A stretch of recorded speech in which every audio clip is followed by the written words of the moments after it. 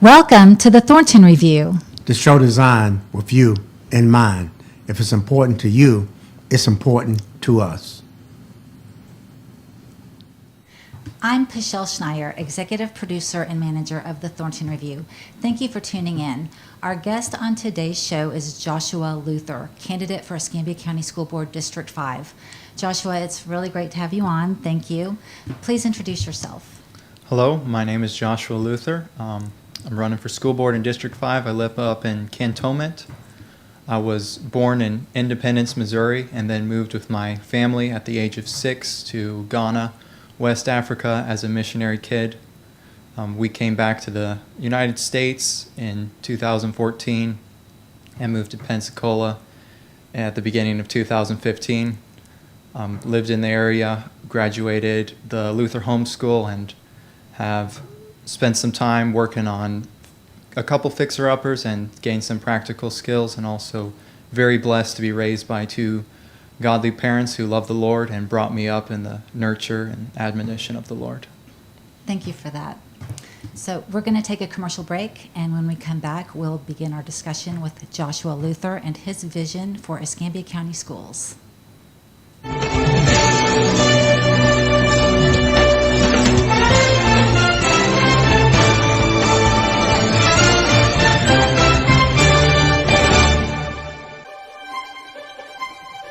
There is no government-funded program that can guide a man's thoughts.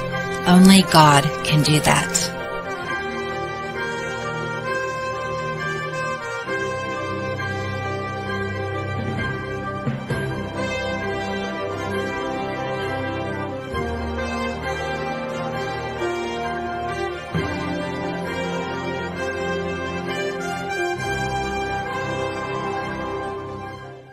Alpha Fence Company can install any type of fence. When you call and mention the Thornton Review, you'll receive a $100 discount on your fence. They also offer military discounts. Vinyl fence, wood fence, aluminum fence, chain link fence. If it has the word fence, Alpha Fence Company can do it. 850-586-8020. 850-586-8020. Hi, I'm Pam Childers. I'm the elected clerk and comptroller, and I invite you to watch the Thornton Review for current information. It's best to stay informed, and you can do that at Thornton Review.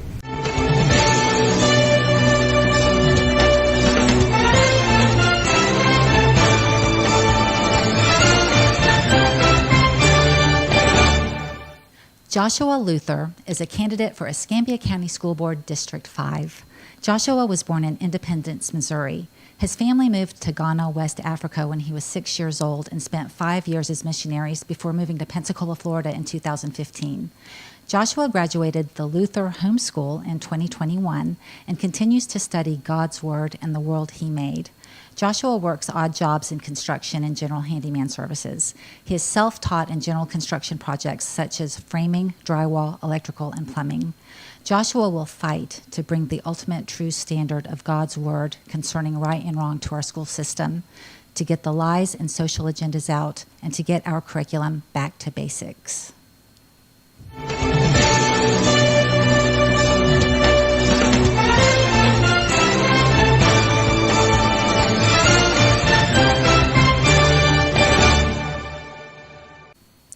Vote no on Amendment 4.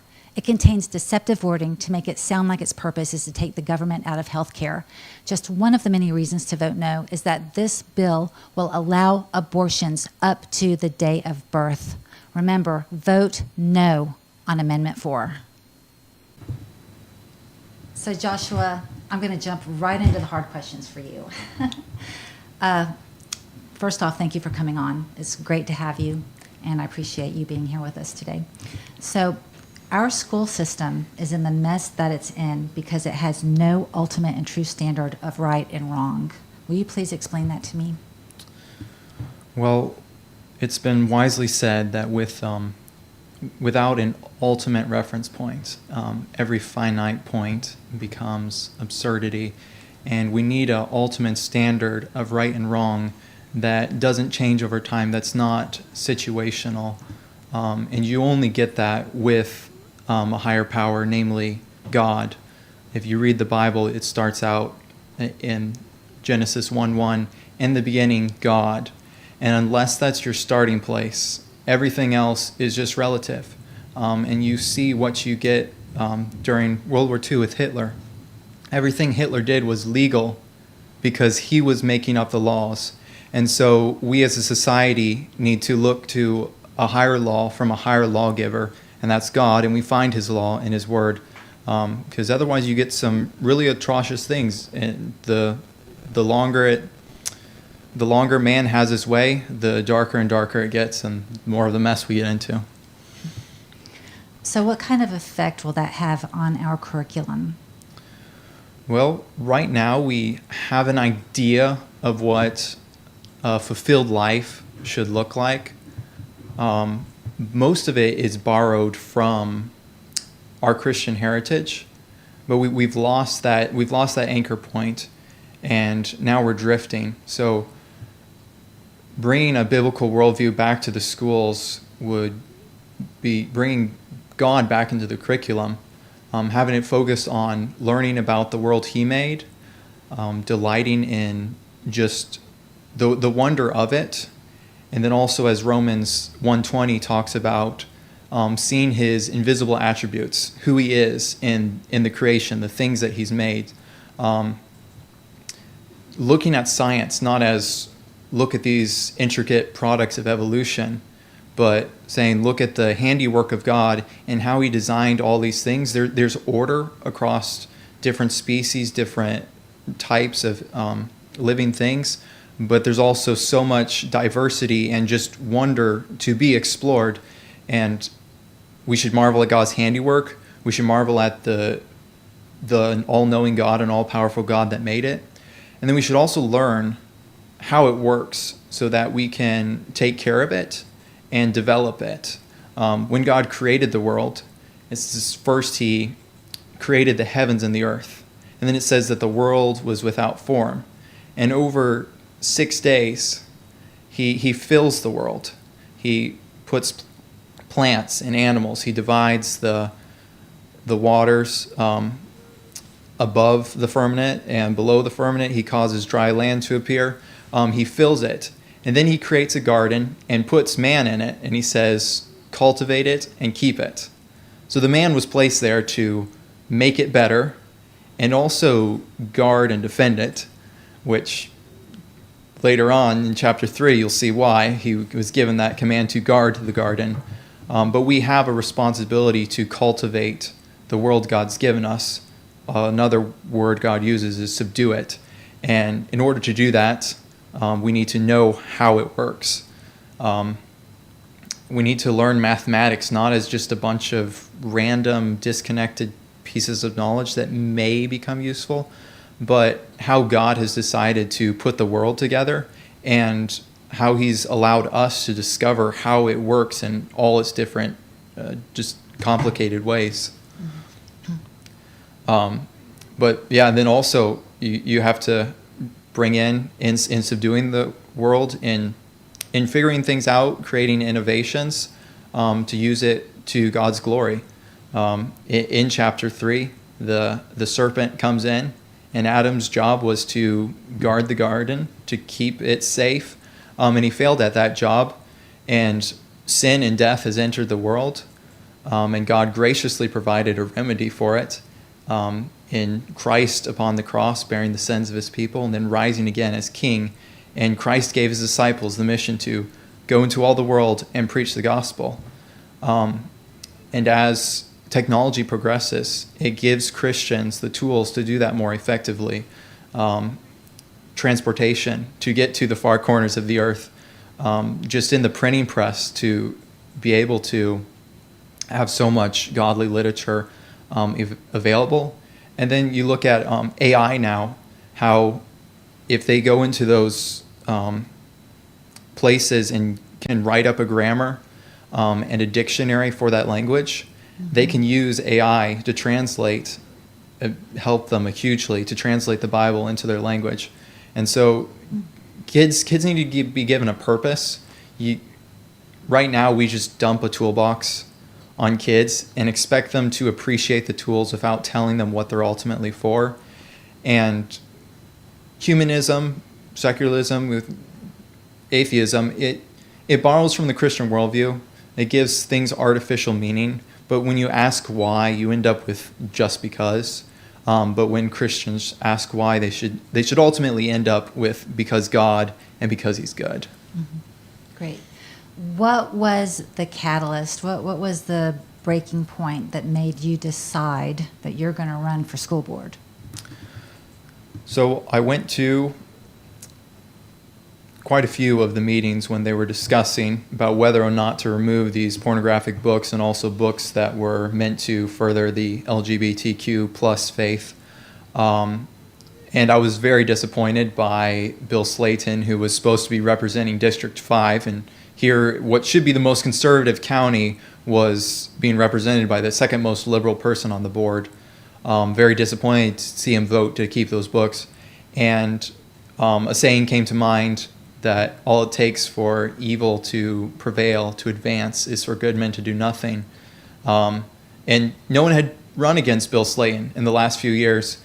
And I decided, by the grace of God, if no one else will, I'm going to do my best to represent the Christian faith, the Christian worldview, an exclusively biblical worldview for the District 5, because if people like me don't run, people like me won't be elected. And so I wanted to give District 5 that option. Mm-hmm. As a non-elected official, what is your biggest accomplishment in the county? Two things come to mind.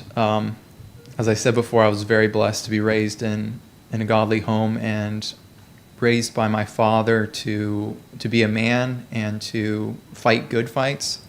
And so I've been blessed to be raised in an environment where there was opportunities to stand against evil when the LGBTQ plus group have been celebrating just their lawlessness, their hatred of God's institution of marriage. I was able to stand along godly men against that. Proverbs 28:4 says, those who hate God's law, they will praise the wicked, but those who keep God's law, they'll stand against them.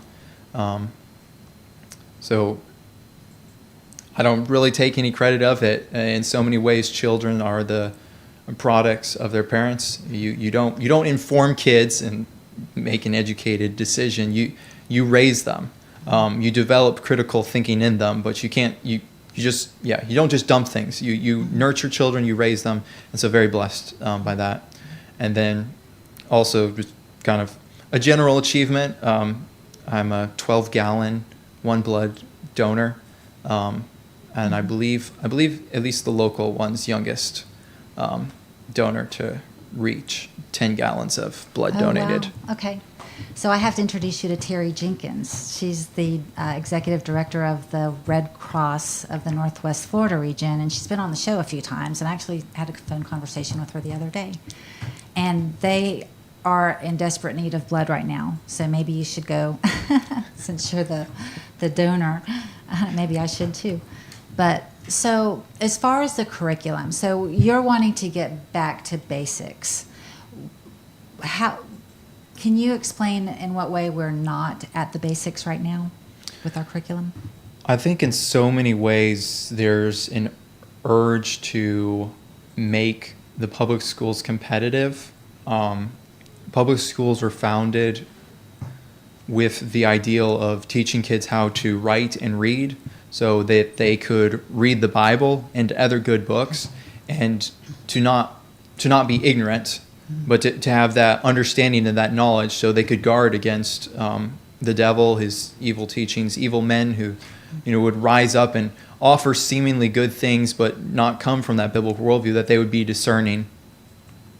And I think we've strayed from before, when that was instituted, of giving kids the tools of learning to now being some type of competitive institution. In a lot of ways, unfortunately, it's reduced to daycare.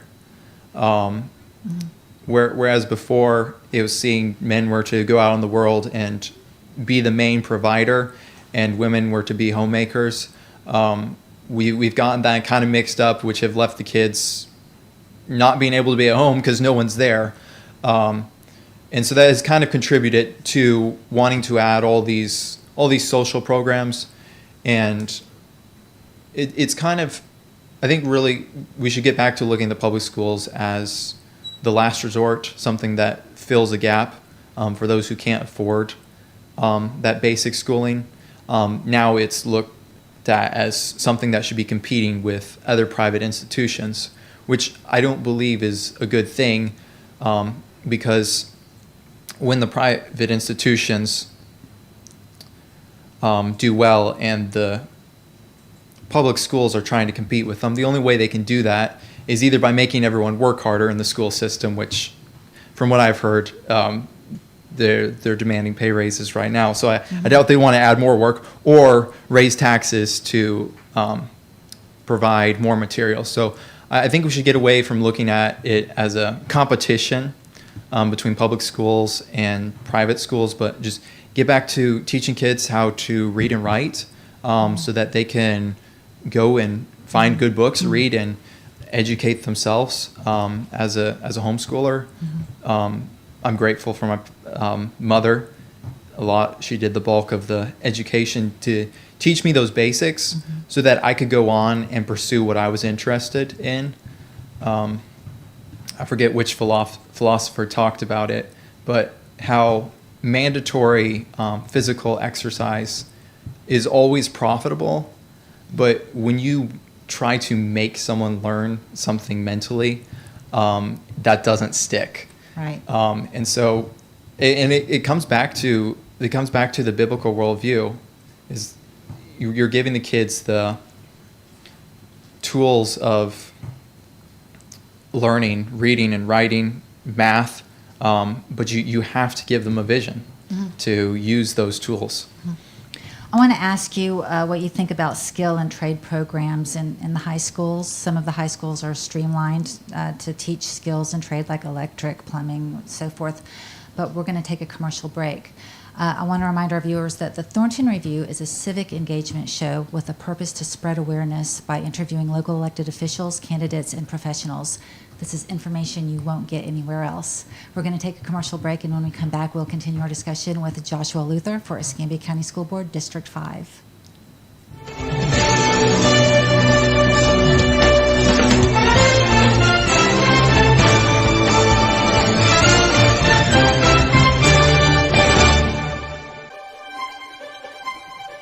There is no government-funded program that can guide a man's thoughts.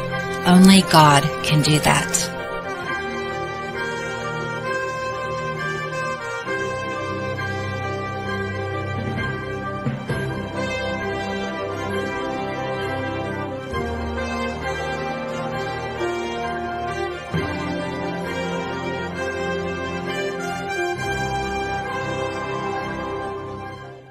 Alpha Fence Company can install any type of fence. When you call and mention the Thornton Review, you'll receive a $100 discount on your fence. They also offer military discounts. Vinyl fence, wood fence, aluminum fence, chain link fence. If it has the word fence, Alpha Fence Company can do it. 850-586-8020. 850-586-8020.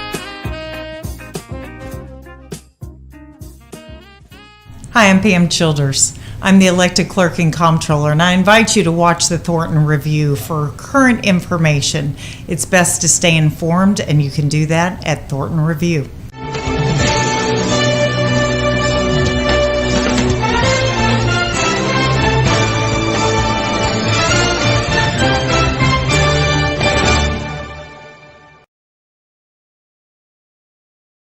Hello, I'm John Roberts. I'm currently chairman of the Republican Party here in Escambia County, and I want to urge everyone, every citizen of this county to register and vote. We have a very important election coming up this November, and you need to be involved. An informed electorate is extremely important for our nation. One way you can be informed here in Escambia County is to listen to the Thornton Review, where you hear elected officials and community leaders tell you what they are thinking and what they are doing. It's a great source of information. So I hope you'll listen. I hope you'll register and vote. And if you want to strengthen our constitutional republic and you want to preserve and strengthen our free market enterprise system, then I hope that you will vote Republican. Thank you very much.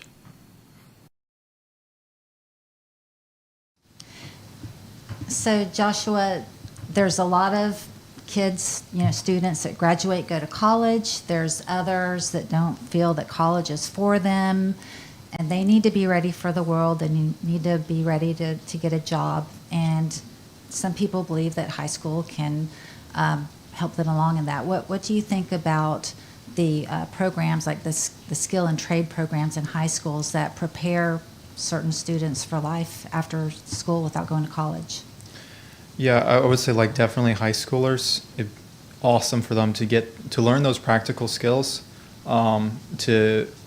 Especially young men, to be mentored by older, masculine men who can teach them those trades, and just also the work ethic and honesty.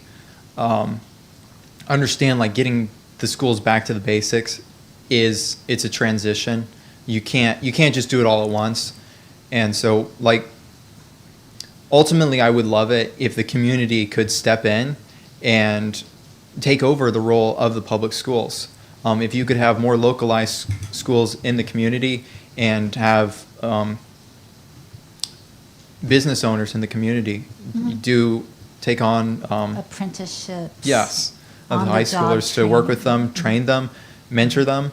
But in the meantime, I would love to see what all the resources we have, what we can do, and try to shift as much as possible to more practical things like that will grow children, that will encourage them and give them those practical skills. So I'm very much for it.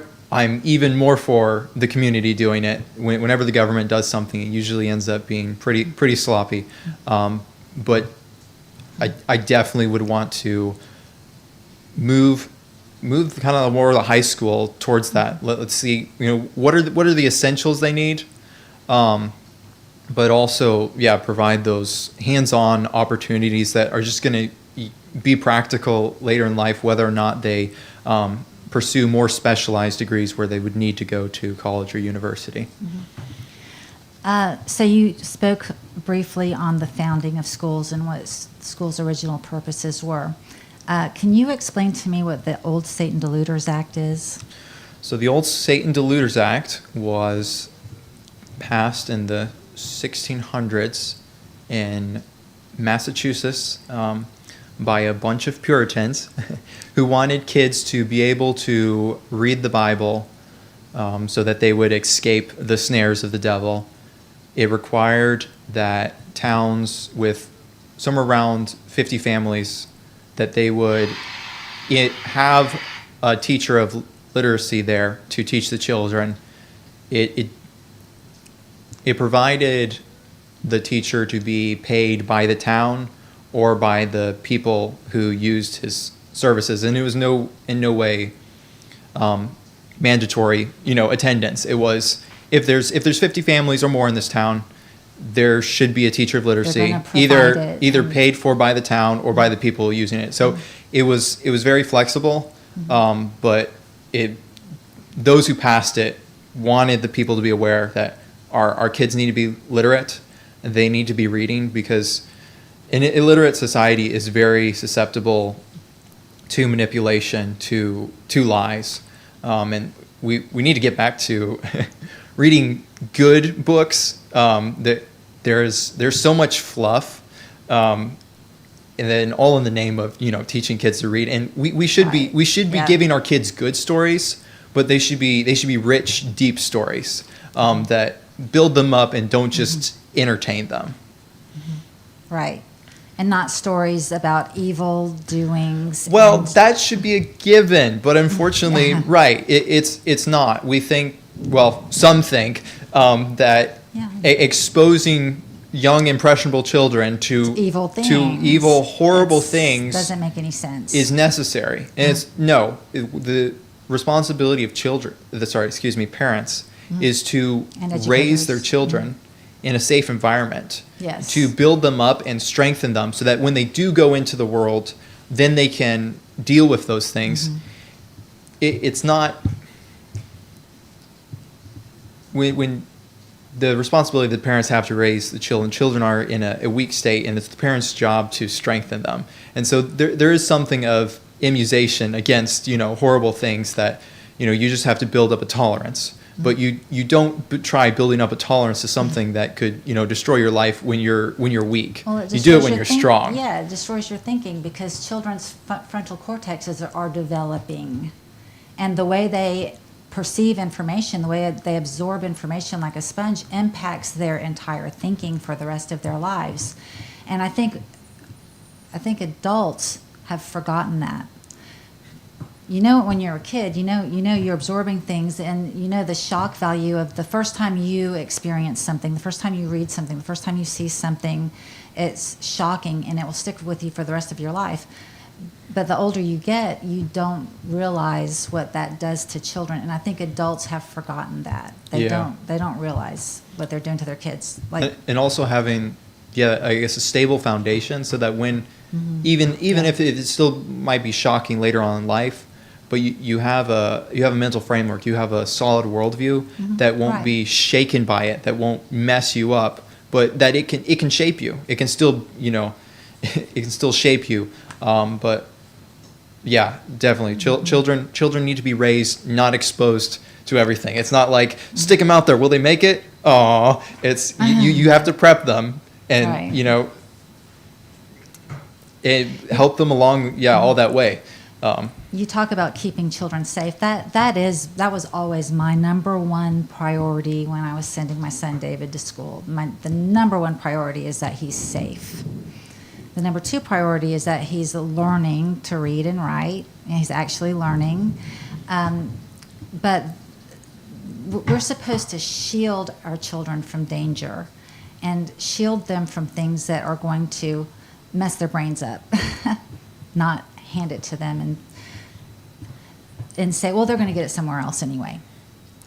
They might get it somewhere else anyway, but it's not your job to hand it to them and to expose them to dangerous and evil things. Yeah.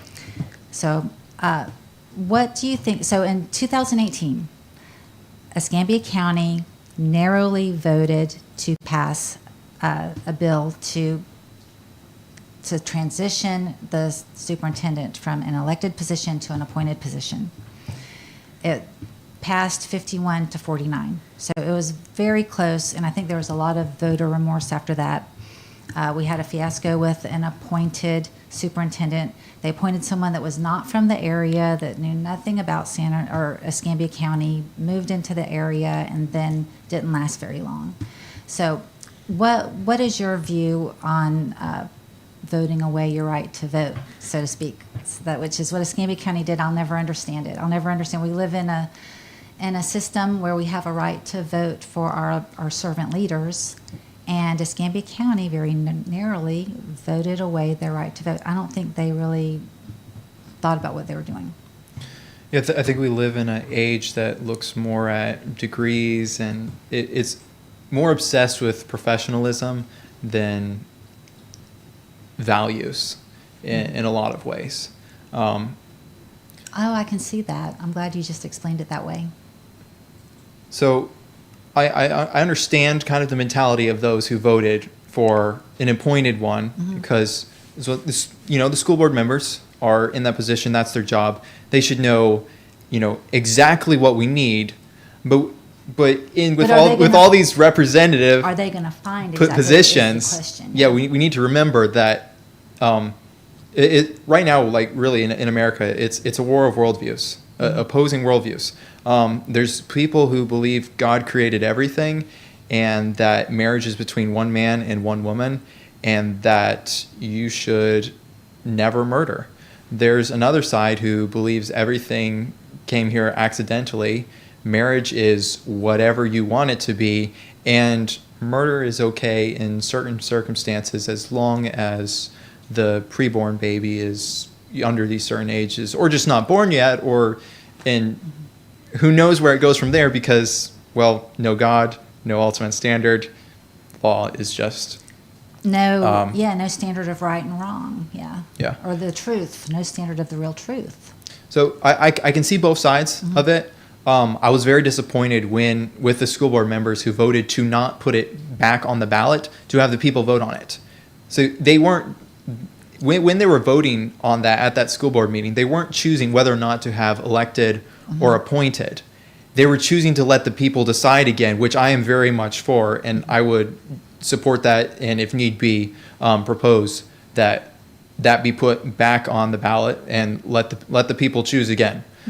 It's one box to mark, and so I was very disappointed in the school board members who voted to not let the people choose to do that. It would be one thing if they were like, They were which is strong-armed. better, whether appointed or elected. Like if that was the choice before them, okay, that'd be one thing. And like, okay, maybe I could disagree with them, just like I might disagree with, a fellow citizen who voted for appointed. But they weren't voting on the final decision. They were voting on giving the decision back to the people, which, I'm for that. And I think, when the people, if hopefully when they get a chance to vote on that, they should remember that why our government is structured the way it is with so many branches of government, why we don't just have one person running the whole thing, is a separation of powers so that the different powers can hold each other accountable. There's a checks and balances system. Yeah, when one goes off the rails, the other one can at least be, a weight slowing them down and making life difficult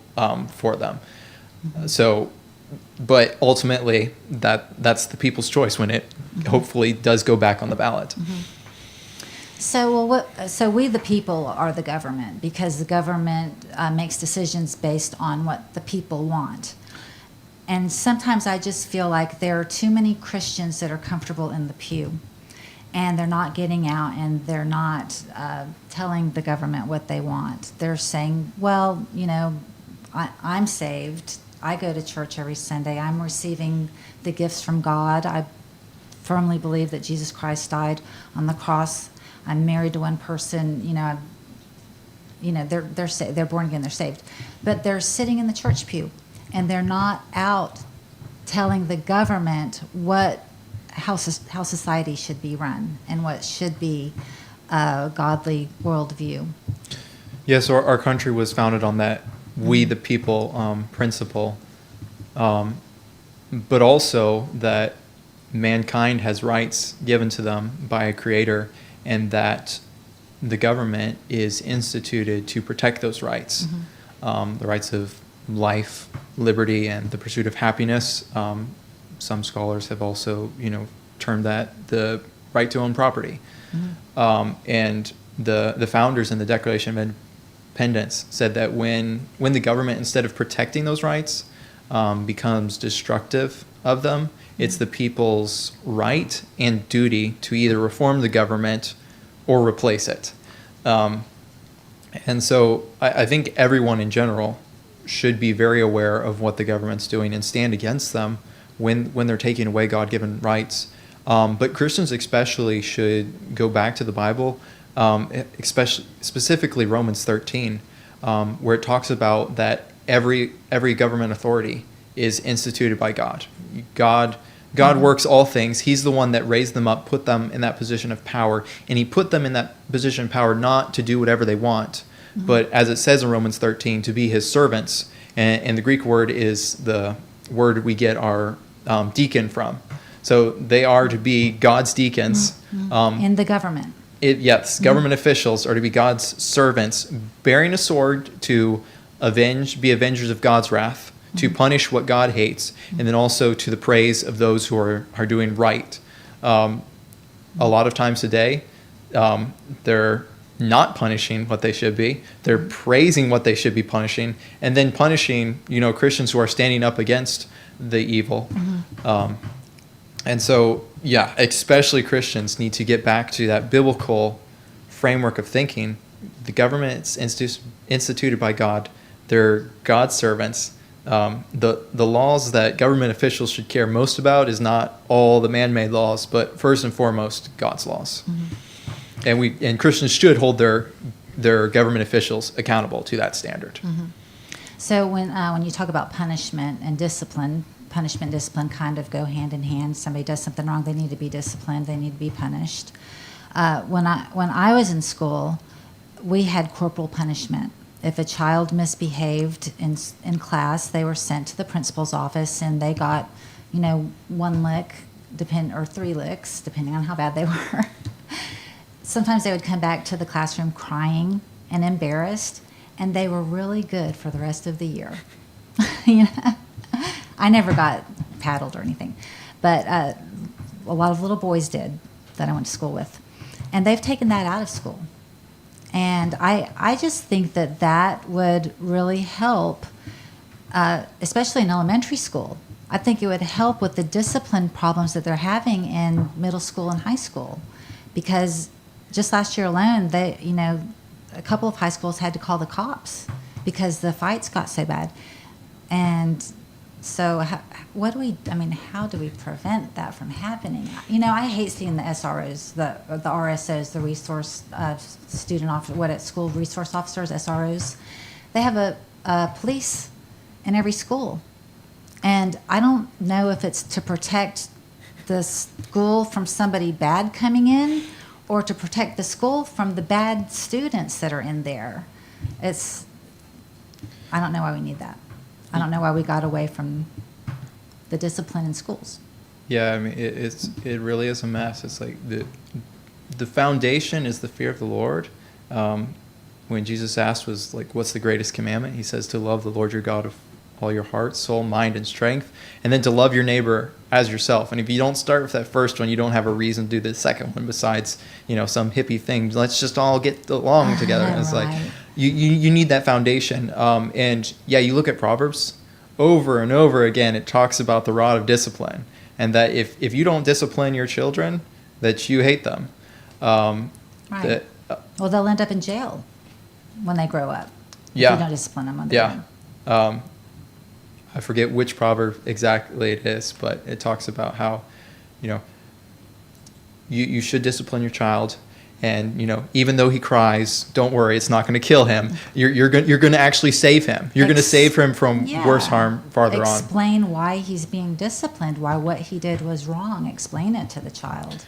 And yeah, it would be nice to go back to those days where we trusted the school officials to mete out that punishment. We live in a crazy world, and I can imagine a gazillion lawsuits ensuing from doing something like that. And then it's also hard if that rigor isn't reinforced at home. Right. That's where the lawsuits come from, because they're not doing it at home. They're letting their kids do whatever they want to do, and then they act up in school, they get paddled, and then there's a lawsuit. So ultimately, the best case situation is parents love their children and handle that. Know that there are consequences, and I'm giving you the lightest possible consequence there is, so to spare you from these greater ones. I'm trying to give you just the smallest taste, so that you don't have to go through all this. But our world has just descended in just like such legal and societal insanity that.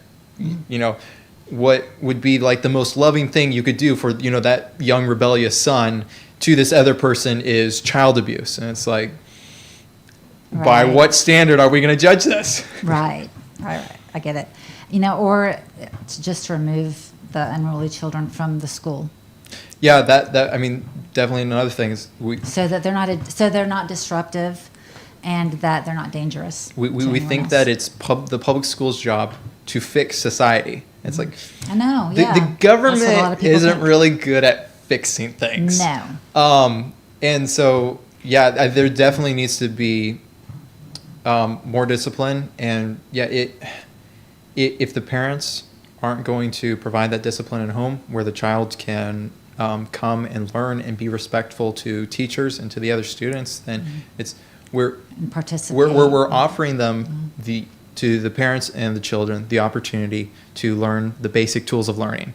But if you don't want to, we're not going to force you, and we can't have you destroying that education for the other students. So there definitely needs to be strictness and expulsion if the child is not going to learn. What do you see as the biggest problem in District 5 right now?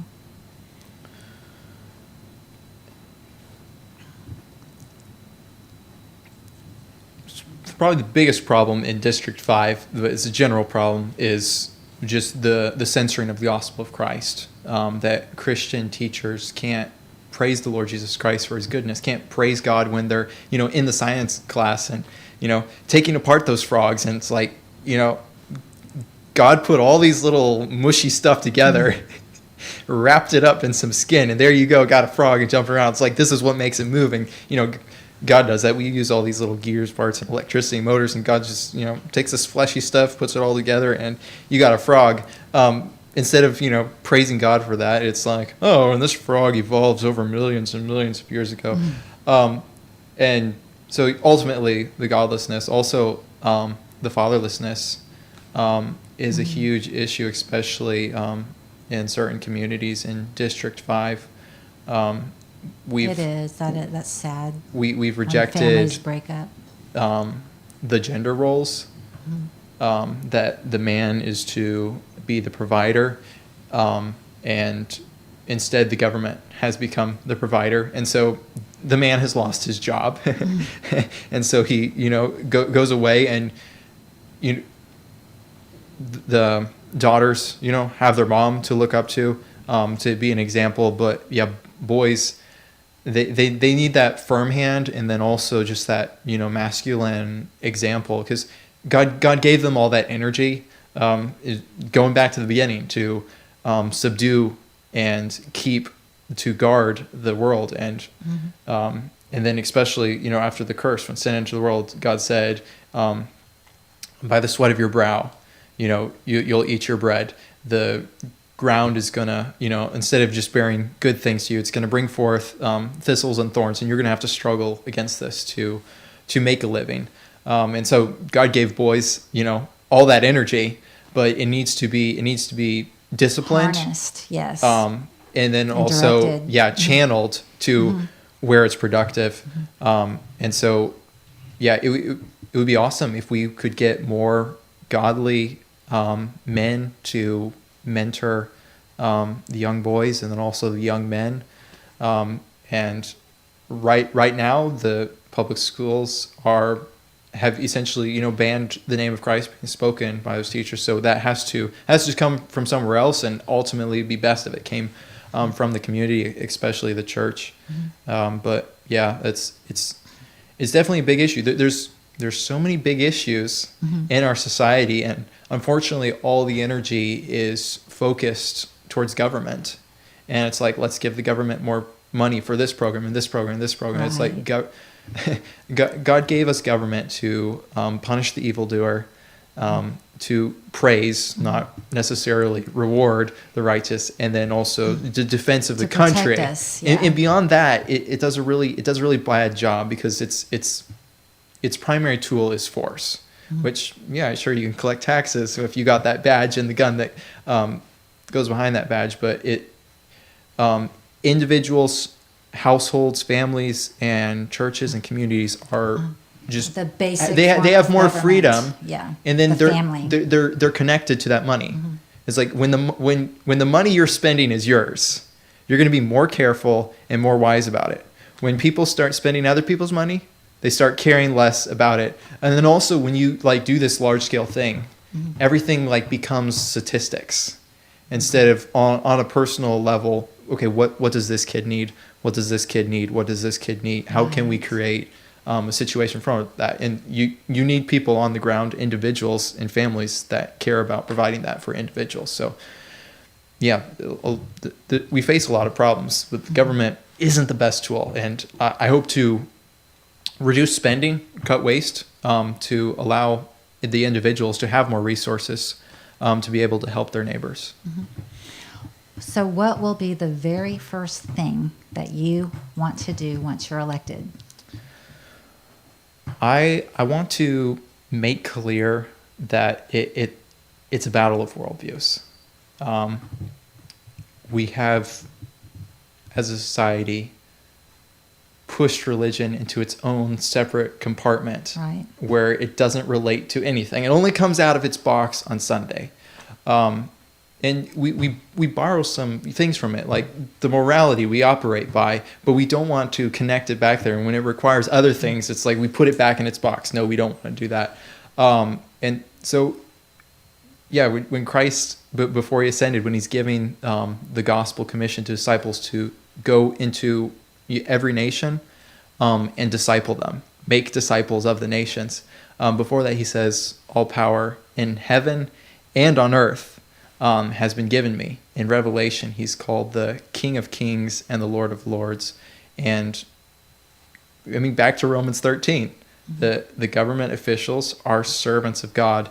And so They're deacons of God. yeah, I want to make that clear, and also challenge my other fellow board members, which I believe all of them professing Christians, and say, Right. you profess to be a follower of Christ? Well, he said he was a king. He said he was a king of kings, and lay out, I mean, really just to challenge everyone to get back to the Word of God. Those are the words of life. Don't be surprised if darkness and death when you've left the light of the world, Jesus Christ, and the bread of life, his word. What are your goals for Escambia County School District? As far as curriculum, discipline, I know you want to bring in your faith in the Lord Jesus Christ and the fact that he's the King of Kings. But what other goals do you have? I mean, love to get in and all of this, like at every point, it's going to be a battle with the other school board members. It's going to be a battle with the legislation and the guidelines there. But that battle needs to be fought. But yeah, to get good, solid curriculum that will actually teach the different lessons from a Christian worldview that will give God honor and glory and praise. To cut back on the waste instead of seeing public schools as a social program, to move it towards the place where it's filling the gap for those who can't afford the other education options. And so you really just cut back on what we don't need. And also try to, ultimately, I mean, to encourage Christian parents right now to, if at all possible, make every effort and sacrifice to give their Christian and explicitly Christian education. Ephesians 6:4 tells fathers to raise their children in the nurture and admonition of the Lord. And unfortunately, that can't be done in the public schools. I think there's a misconception that the public school board members are there to look out for the good of the institution of the public schools. But I see myself as an elected official, first and foremost, under the authority of God, and then looking out for the good of those who elected me. And if they're better off without the public schools, then I want that. My allegiance is to what's right before God and what's best for the people of the county, not to some government institution. So are you for vouchers for private schools? I'm very hesitant about vouchers because what happens when the government takes our money, gives it back to us, they can hold our money hostage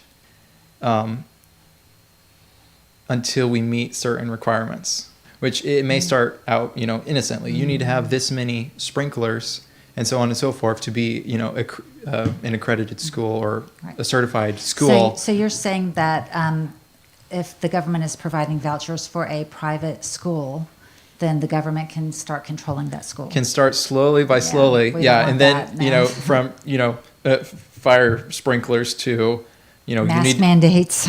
or what we're Transgender struggling with right bathrooms. now, perverted books in the library. You need to represent everyone. You need to be inclusive of all this perversion.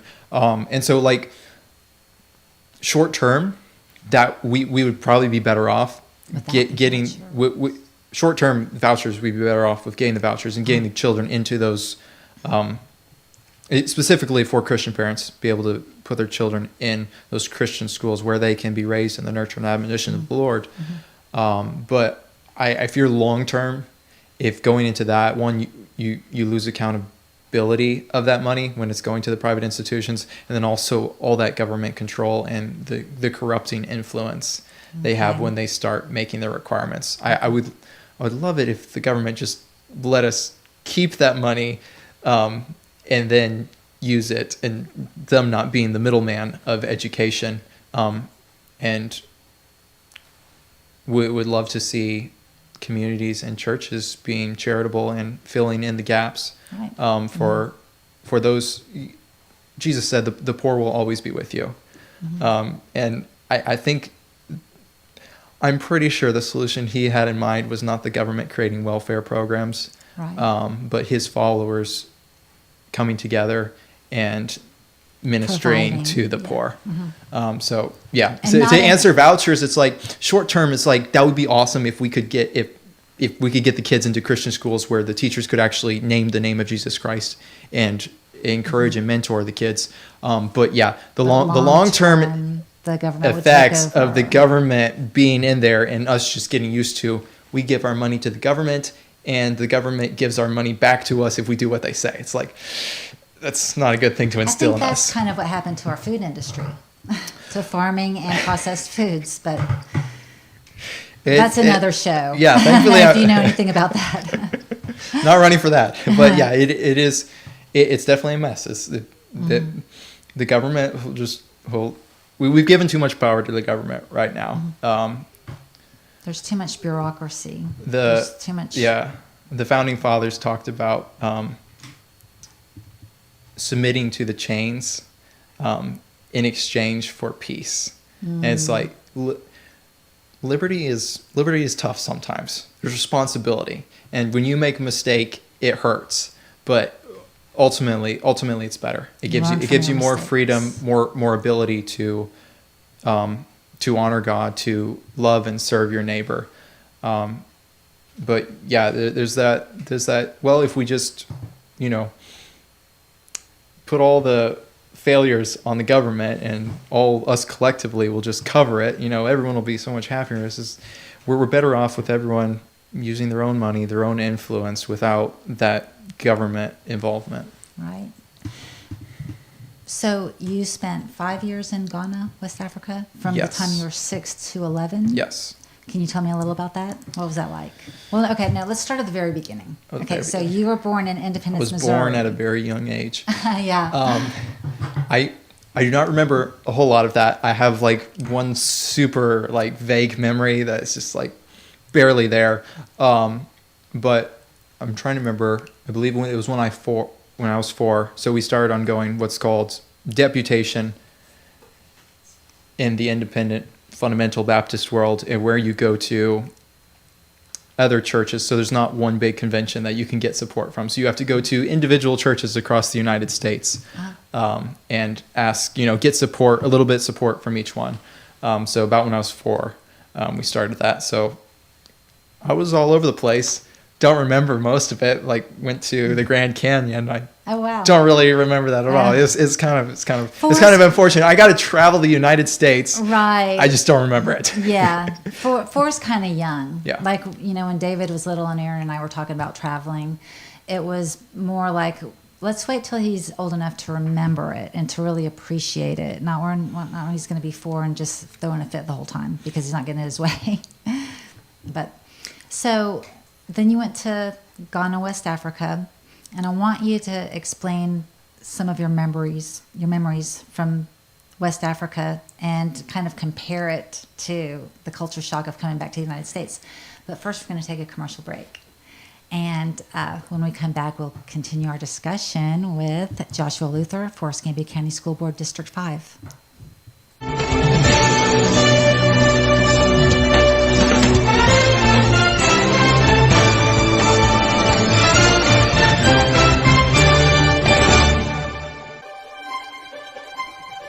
There is no government-funded program that can guide a man's thoughts. Only God can do that.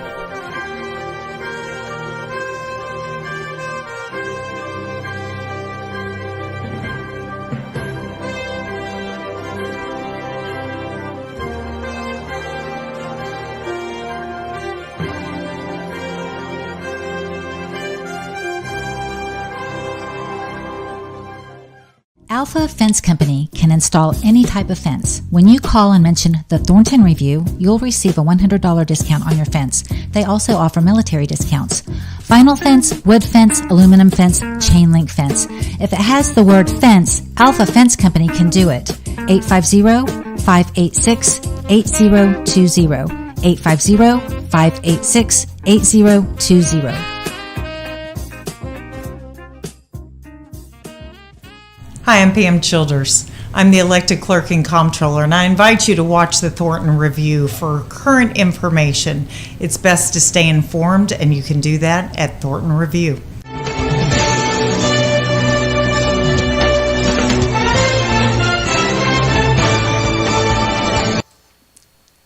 Joshua, it has been so nice having you on the show. I really appreciate you coming on, and I'm going to invite you back after you're elected to the school board. My name is Joshua Luther. I'm running for school board in District 5 to offer the electors there an explicitly Christian biblical worldview, and I hope, by God's grace, to represent my Lord and Savior, Jesus Christ, in whatever position he has ahead of me. I appreciate that. Well, thank you for coming on. I always learn from you, and I appreciate hearing from you. Thanks for having me on. The Thornton Review is on the air to provide public service awareness and intellectual infrastructure to our community. You can watch our program on Pensacola Urban Network, Praise TV on WBQP 12.1 and 12.8, Praise TV on Roku Television Network, or download Praise TV on Google Play Store. Our website, thethorntonreview.com, our Facebook page, The Thornton Review Show, and Fire TV. This show is made possible by Ida Gates Godly Teas, LLC, Alpha Fence Company, our guest, Joshua Luther, for Escambia County School Board District 5. It was a pleasure to have you on. We want to thank you for watching this episode of the Thornton Review. Bye-bye.